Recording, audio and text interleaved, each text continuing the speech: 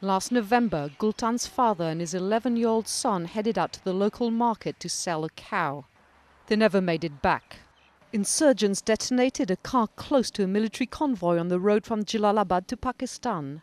The blast killed an American soldier as well as 10 civilians. If US troops had not been patrolling so much, my father and son would have returned home safely from the bazaar. Bombs don't target civilian vehicles. Bombs are not detonated in civilian areas. If US troops had not been here, civilians would not have suffered. The United States already has 36,000 soldiers in Afghanistan and is planning to send up to 30,000 additional forces. In the eastern province of Nangarhar, international troops are viewed with increased hostility. If the extra troops do not help us but instead create more problems, then we Afghans, our president, our cabinet, our governors, the whole nation, we don't want to see them over here.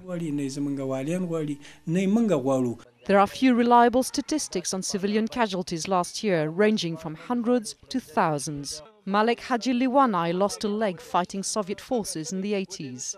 2 years ago, he was shot in the back when coalition forces opened fire on a crowd after a suicide car bomb struck their convoy.